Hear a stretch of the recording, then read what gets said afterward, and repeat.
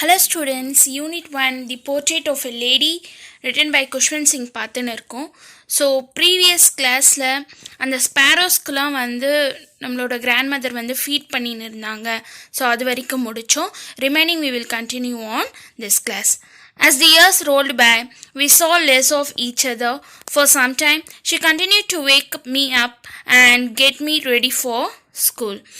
So years வந்து rolled அப், அதாவது years வந்து போயினே இருந்துச்சு. அதுக்கப்புறம் ரெண்டு பேரும் அவ்வளோவா வந்து பேசிக்கிறதும் இல்லை. ஸோ எப்போயாச்சும் வந்து கிராண்ட் மதர் வந்து அந்த குஷ்வந்த் சிங்கை வேக்கப் பண்ணுவாங்களாம். ஸோ ஸ்கூலுக்கு வந்து ரெடி பண்ணுவாங்களாம். When I came back, she would ask me what the teacher had taught me. So ஸ்கூல்லேருந்து வந்துட்டப்புறம் she used to ask what and all the teacher had taught to him. So I would tell her English words and little things of Western science and learnings, the law of gravity, arithmetic principles, the world being round, etc. This made her unhappy. So இதெல்லாம் பற்றி அவங்களுக்கு இதெல்லாம் நடத்துனாங்க அப்படின்னு சொல்லும் போது grand மதருக்கு இதை பற்றி எதுவுமே தெரியல. ஸோ அவங்க வந்து அன்ஹாப்பியாக ஃபீல் பண்ணாங்க. She could not help me with my lessons. So ஃபஸ்ட்டெலாம் வந்து நான் படிக்கிறதுக்கு அவங்க ஹெல்ப்ஃபுல்லாக இருந்தாங்க. இப்போ வந்து அவங்க என்னோட லெசன்ஸ்லேயும் அவங்க ஹெல்ப் பண்ண முடியல. She did not believe in the things they taught at the English school and was distressed that there was no teaching about God and the scriptures. So அவங்க இங்கிலீஷ் ஸ்கூலில் வந்து சொல்லித்தரத்துலாம் அவ்வளோவா வந்து அவங்களுக்கு அந்த மேலெலாம் நம்பிக்கவே இல்லை. பிகாஸ் அங்கே வந்து காட் பற்றியோ இல்லை ஸ்கிரிப்சர்ஸ் பற்றியோ எதுவுமே அங்கே சொல்லித்தரல. One day I announce that we were being given music lessons. She said nothing, but her silence meant disapproval. She rarely talked to me after that. So one day வந்து அவங்க ஸ்கூலில் வந்து மியூசிக் லெசன்ஸ் நடத்தியிருக்காங்க. அதை பற்றி வந்து இவர் வந்து சொல்கிறாரு. ஸோ அதை கேட்கும் போது அவங்க எதுவுமே வந்து பேசலை, ஜஸ்ட் சைலண்ட்டாக இருந்தாங்க. ஸோ அதுக்கப்புறம் ரொம்ப ரேராக தான் ரெண்டு பேரும் பேசிக்கிட்டாங்களே. when I went up to university, I was given a room of my own. So இவர் ஸ்கூலிங் முடிச்சுட்டு யூனிவர்சிட்டிக்கு போயிட்டு அப்புறம் அவருக்குன்னு ஓன் ரூம் தராங்க. ஸோ அங்கேயே வந்து the common link of friendship was snap instance it's broken. My grand mother accepted a seclusion. So செகுலேஷன்னா இங்கே வந்து ஐசோலேஷன்ஸ், தனித்திருத்தல். ஓகேவா? ஸோ அவங்க தனித்து இருக்கிறத அவங்க வந்து அக்செப்ட் பண்ணிக்க ஆரம்பிச்சிட்டாங்க. She nearly left her spinning wheel to talk to anyone. From sunrise to sunset, she sat by her wheel spinning and reciting prayers. So அந்த வீல் ஸ்பின்னிங் இருக்கு இல்லையா, ஸோ அதிலே தான் அவங்க உட்காந்துருப்பாங்களாம். ஸோ சன்ரைஸ் டு சன்செட் வந்து எப்பயும் prayers தான் வந்து அவங்க சொல்லினே இருப்பாங்களாம். ஸோ ரிசைட்டிங்னா என்னென்னா சாண்டிங்னு சொல்லுவாங்க. அப்படியே மனப்பாடமாக வந்து அந்த ப்ரேயர்லாம் ஒப்பிக்கிறாங்க இல்லையா, அதுதான் reciting, ஒப்பித்தல். Only in the afternoon she relaxed for a while to feed the sparrows. So afternoon தான் வந்து ப்ரேயர்லாம் வந்து எதுவும் பண்ணாமல் ஸ்பேரோஸ்க்கு ஃபீட் பண்ணுவாங்க. While she sat in the veranda breaking the bread into little bits, hundreds of little birds collected round her, creating a veritable bedlam of chirping. So பெட்லாம்ன்றது ஒரு noisy கன்ஃபியூஷன்ஸாக. So அந்த வரண்டாவில் தான் வந்து அவங்க அந்த ப்ரெட்டெல்லாம் வந்து லிட்டில் பிட்ஸாக வந்து கட் பண்ணி போடுவாங்களாம். So hundreds of little birds வந்து அது வந்து உட்காந்து சாப்பிடுமா, சத்தெல்லாம் வந்து போடுமா. Some came and perched on her legs. So பர்ச்டுன்றது அவங்களோட மேலே வந்து உட்கார்றது, சேட் கம்ஃபர்டபிளி. ஸோ அவங்களோட லெக்ஸ் மேலெலாம் வந்து உட்காருது. Others on her shoulders. She smiled but never shooed them away. It used to be the happiest half hour of the day for her.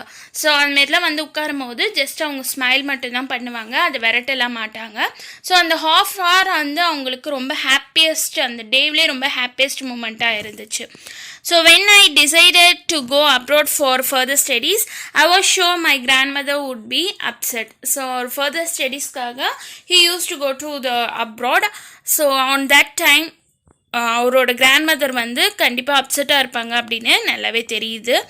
I would be away for 5 years, underline that, and at her age one could never tell. So 5 இயர்ஸ்க்கு கண்டிப்பாக வந்து அவன் அவேவில் இருப்பான், university அந்த abroad ஸ்டடீஸில் வந்து படிச்சுன்னு இருப்பார். So கண்டிப்பாக வந்து இந்த ஏஜில் அது வந்துலாம் சொல்ல மாட்டாங்க. But my grand mother could. She was not even sentimental. She came to leave me at the railway station but did not talk or show any emotion. So grandmother வந்து என்ன ரயில்வே ஸ்டேஷன் வரைக்கும் வந்து விட்டாங்க என்கிட்ட, ஆனால் எந்த பேசவும் இல்லை, எந்த ஒரு எமோஷனையும் என்கிட்ட காமிக்கல. Her lips moved in a prayer. Her mind was lost in a prayer. Her fingers were busy telling the beats of a rosary. So அந்த ஜபமாலையை தான் வச்சுருக்குறாங்க, ப்ரேயர் பண்ணுறாங்க. அவங்க லிப்ஸ் ஃபுல்லும் அவங்க மைண்ட் ஃபுல்லும் ப்ரேயர்லே தான் இருக்குது. Silently she kissed my forehead. So சைலண்ட்லாம் அந்த ஃபோர்ஹெட்டில் வந்து நெத்தியில் வந்து கிஸ் பண்ணுறாங்க. And when I left, I cherished the moist imprint as perhaps the last sign of physical contact between us. அந்த அவங்களுக்குள்ள அந்த லாஸ்ட் ஃபிசிக்கல் கான்டாக்ட்னு பார்த்தீங்கன்னா அது மட்டும்தான் இருந்துச்சு. But that was not so. After 5 years, I came back home and was met by her at the station. She did not look a day older. She still had no time for words, and while she clasped me in her arms, I could hear her reciting her prayers. So திரும்பி வந்து வராங்க. கிளாப்ன்றது இறுக்கமாக வந்து கட்டி பிடிக்கிறது தான் வந்து clap சொல்கிறோம். ஸோ கிளாஸ்ப்ஸ் CLASPED அதை அண்டர்லைன் பண்ணி எழுதிக்கோங்க.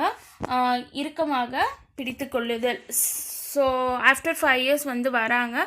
ஸோ வந்து ரிசீவ் பண்ணும்போது கூட அவங்களோட வேர்ட்ஸ் எதுவுமே அவங்க பேசலை. ஜஸ்ட் இப்படி கட்டி அணைக்கும் போது கூட அவங்க வந்து ப்ரேயர்ஸ் தான் சொல்கிறாங்க. அது அந்த பையனால் காது கொடுத்து கேட்க முடியுது. Even on the first day of my arrival her happiest moments were with her sparrows. Even அந்த ஃபஸ்ட்டு டே அவர் வந்தப்போ கூட அவங்களோட ஹாப்பியஸ்ட் மூமெண்ட்ஸாக அவங்க பேரன் கூட ஸ்பெண்ட் பண்ணாமல் அந்த ஸ்பேரோஸ் கூட தான் அவங்க ஸ்பெண்ட் பண்ணாங்க. whom she fed longer and with their frivolous rebucks. So next, in the evening, a change came over her. She did not pray. She collected the women of the neighborhood, got an old drum, and started to sing for several hours. She thumped the sagging skins of the dilapidated drum and sang of the homecoming of warriors. We had to persuade her to stop to avoid overstaining. That was the first time since I had known her that she did not pray. So நாள் evening என்ன ஆகுதுன்னா அவங்க வந்து prayer பண்ணவே இல்லை. அங்கே நெய்பரில் இருக்கிற women's எல்லாம் கூப்பிட்டு அந்த ஓல்டு ட்ரம்ஸ் எல்லாம் எடுத்து அவங்க திடீர்னு அவங்கள ப்ரேயர் பண்ண சொல்லிட்டு இவங்க வந்து பாட ஆரம்பிக்கிறாங்க பயங்கரமாக. ஸோ ஃபார் செவரல் ஹார்ஸ் வந்து அவங்க வந்து தம்ப் பண்ணுறாங்க. Thumped the sagging skins of the tabletted அந்த ட்ரம் வந்து தம்ப் பண்ணுறாங்க, பயங்கரமாக பாடுறாங்க. அவங்க சுற்றி இருக்கிறவங்க எல்லாம் இவ்வளோலாம் ஸ்டெயின் பண்ணாதீங்க அப்படின்னு சொல்கிறாங்க. ஆனால் கிராண்ட்மதர் வந்து அதை ஸ்டாப் பண்ணவே இல்லை. ஸோ அந்த டே அவங்க ப்ரே பண்ணவே இல்லை. The next morning she was taken ill. So next morning பார்த்தீங்கன்னா அவங்க ரொம்ப உடல்நிலை சரியில்லாத போயிட்டாங்க. It was a mild fever and the doctor told us that it would go, but my grandmother thought differently. She told us that her end was near. So doctor வந்து அது mild fever தான் சரியாயிடுன்னு சொன்னாங்க. ஆனால் grandmother வந்து அதை ஒத்துக்கவே இல்லை. நான் வந்து சீக்கிரம் போயிடுவேன், நான் இறந்துடுவேன் அப்படின்னு தான் அவங்க சொன்னாங்க.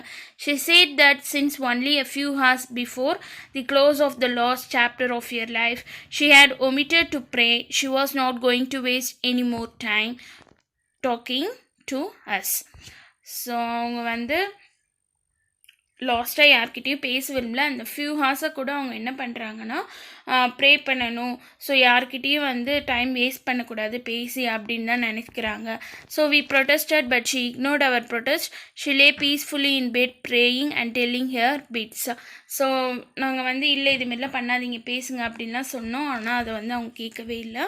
ஸோ இக்னோர் பண்ணிட்டாங்க. எங்க கூட வந்து நாங்கள் வந்து ப்ரொட்டஸ்ட் பண்ணதையும் இக்னோர் பண்ணிவிட்டு ஷிலே பீஸ்ஃபுல்லாக அந்த பெட்டில் வந்து படுத்துட்டு ப்ரேயர் பண்ணுறாங்க, telling her beads. Even before we could suspend, her lips stopped moving and the rosary fell from her lifeless fingers. A peaceful pallor spread on her face and we knew that she was dead.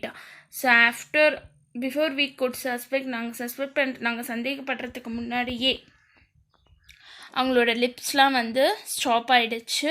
அந்த rosary கையில் வச்சுருந்தது வந்து கீழே விழுந்துடுச்சு. அவங்க ஃபேஸ்லாம் வந்து ரொம்ப வெளிரிய முகம், பேலர்ன்றதுன்றது ரொம்ப அப்படியே அந்த ஸ்கின் வந்து வெளிரிய தோற்றத்தை தரும்ல அது. ஸோ அவங்க வந்து இறந்துட்டாங்க. We lifted her off the bed and is customary laid her on the ground and covered her with a red shroud. So ஷார்ட்ன்றது cloth used to wrap a dead person தான் வந்து short சொல்லுவோம். So இந்த red colour வச்சு அவங்க wrap பண்ணுறாங்க. After a few hours of mourning, we left her alone to make arrangements for her funeral. In the evening, we went to her room with a crude stretcher to take her to be cremated. The sun was setting and had lit her room and veranda with a blaze of a golden light. So after a few minutes அவங்க வந்து அங்கே விட்டுட்டு போகிறாங்க for a funeral arrangementsக்குலாம். So இந்த evening டைமில் வந்து அவங்க room கிட்ட கரெக்டாக அந்த லைட்லாம் blaze of a golden light படுது. We stopped halfway in the courtyard, all over the veranda and in the room right up to where she lay dead and stiff wrapped in the red shroud. Thousands of sparrows sat scattered on the floor. So அங்கே அந்த இடத்துல அந்த veranda இருந்த அந்த இடத்துல thousands of sparrows வந்து அங்கே உட்கார்ந்து இருந்துச்சு. There was no tripping. ஆனால் அது எந்த சத்தமே அங்கே தரலை, எதுவுமே அது வந்து கத்தலை. We felt sorry for the birds and my mother fetched some bread for them. She broke it into little crumbs the way my grandmother used to do and they threw it to them. The sparrows took no notice of the bread. When we carried my grandmother's corpse off, they flew away quietly. Next morning, the sweeper swept the breadcrumbs into the dustbin. So அங்கே அந்த பேர்ட்ஸ்க்கு எங்கள் grandmother வந்து எப்படி போடுவாங்களோ அதே மாதிரியே எங்கள் அம்மாவும் சின்ன சின்ன துண்டுகளாக வந்து பிச்சு போட்டாங்க. ஆனால் அது வந்து அதை சாப்பிடவே இல்லை. ஸோ எங்கள் கிராண்ட்மதரை நாங்கள் வந்து எடுத்துகிட்டு போயிட்ட அப்புறமும் அந்த பேர்ட்ஸ்லாம் வந்து பறந்து போயிடுச்சு. நெக்ஸ்ட் டே அங்கேருந்து பிரெட் க்ரம்ஸ் எல்லாம் எடுத்து டஸ்ட்பினில் தான் போட்டாங்க. So hence animals are capable of empathy. Thank you.